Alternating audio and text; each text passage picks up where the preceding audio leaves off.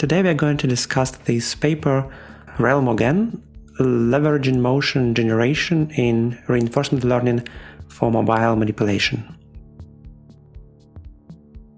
This discussion is a part of our survey paper, Planning with Deep Neural Networks. To learn more, check the links in the description and visit our GitHub repository. So first, let's discuss what this architecture is capable of. There are 6 tasks in this paper.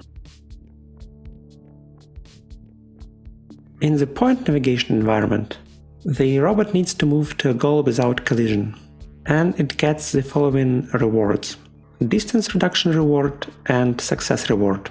As input, the agent gets RGBD information, LiDAR information, as well as provided waypoints from start to goal. The waypoints are shown in this visualization as green dotted curve, the start and target positions as red and blue circles, and the next navigation subgoal predicted by the agent is shown as a bright red circle with the final orientation arrow that the agent has to take when it reaches this subgoal. In the tabletop reach environment, the robot needs to touch a point on the table with its end effector.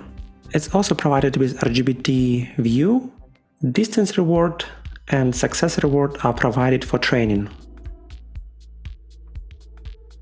The push door and button door navigation environments are similar to point navigation environment, but here the robot needs to enter a room behind a closed door by pushing the door or pressing a button respectively. Waypoints are provided, as well as dense distance reward, push door reward, and success reward. In the interactive obstacle navigation tasks, the robot is blocked by 2 objects and needs to push them aside to reach the goal. And only one of the objects can be pushed, and the agent needs to judge solely based on the visual appearance, like color, which of this object is possible to push. This task requires the robot to place its base properly to interact with the objects. The waypoints are provided, distance reward is provided, push obstacles reward and success rewards are provided. In the arrange kitchen and arrange chairs tasks, the agent needs to find the cabinets and drawers using the RGBD information and accurately actuate them along the degrees of freedom. In the chair navigation, it has to push chairs under the table. No waypoints are provided, and the agent gets reward for push drawer and push chair. These are long horizon tasks with interactive navigation and mobile manipulation that are hard for reinforcement learning methods. The tasks are conducted in simulated I-Gibson environment, which allows physical interaction with articulated objects. In this work, the following 2 architectures were proposed to solve these learning tasks. Let's first discuss the left one. One convolutional network gets as an input RGBD information, and second convolutional network gets as an input LiDAR, channel, and task information, which are combined in a local map. Presumably this local map is 2 channels. One is binary occupancy map, and second channel represents the waypoints. Then this information is being concatenated into a vector and decoded into Q maps. Presumably these are K plus L channels Q maps, which look like these examples on the right side. These channels predict Q values for egocentric navigation subgoal, and the pixel with the highest Q value is being selected as a navigation subgoal, and L beans represent L possible orientations that the agent can select after it reaches the navigation subgoal. For example, here the agent reaches the red point and turns according to the arrow. These different arrows are different beans shown here. The same is relevant for K-beans manipulation channels. These are K maps of two-dimensional matrices of Q-values, and the highest Q-value is being selected for interaction. The overlap between RGB image and the highest Q-value pixel is demonstrated in this figure. Then the highest Q-value among all these bins is being selected for execution. For example, if manipulation Q-value is higher, then the agent conducts manipulation, and if the navigation Q-value is higher, then the agent conducts navigation, like in this push door navigation example. Overall, it seems like it's quite a lot of Q-values to learn, so a lot of simulations is necessary. Indeed, up to 50,000 episodes is necessary to train a successful, reliable agent. Assuming that the agent is doing 25 sub-goal prediction steps per episode, that results in more than 1 million sub-goal prediction attempts for navigation or interaction with objects necessary to train the agent. Additional information about the task, like waypoints and some dense reward, can help to learn these Q-values.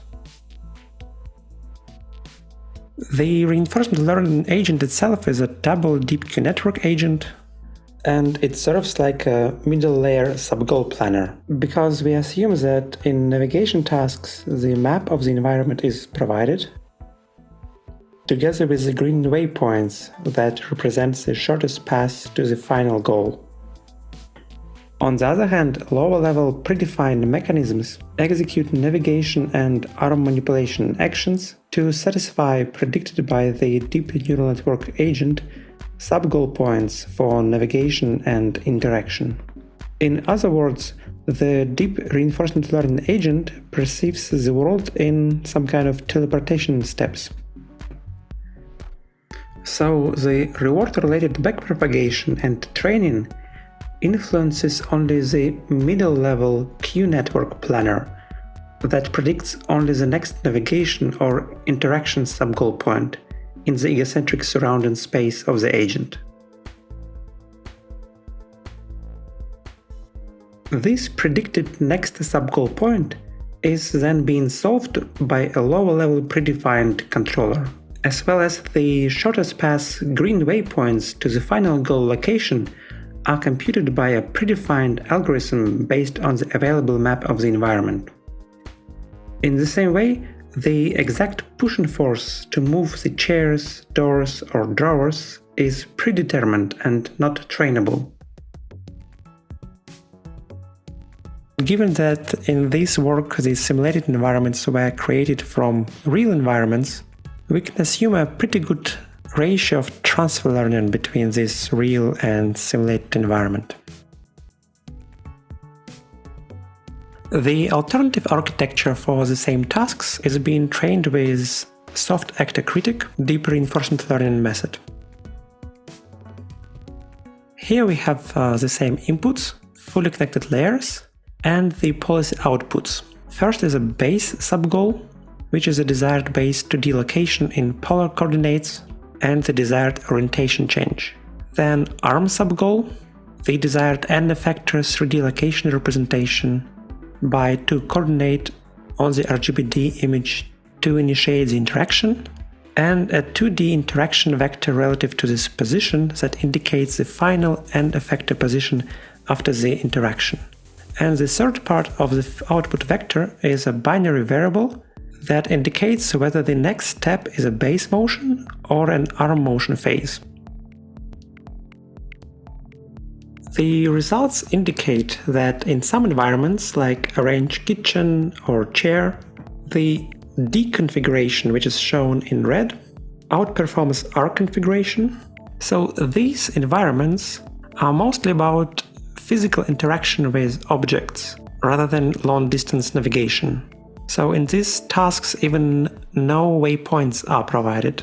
And these discrete Q maps, which are generated here, seem to outperform the continuous arm sub-goals generated by our type of architecture. And in tasks with navigation, it's not very clear which of these performs better. So to conclude, in this work, a hierarchical framework was introduced. This framework learns to predict subgoals from rich sensory information like images via reinforcement learning, and precise control to achieve these predicted subgoals via low-level motion generator solvers. Thus, the presented framework serves as a middle layer predictor that uses reinforcement learning to predict next navigation subgoals or interaction points. However, lower and higher level commands are produced via non-trainable solver modules.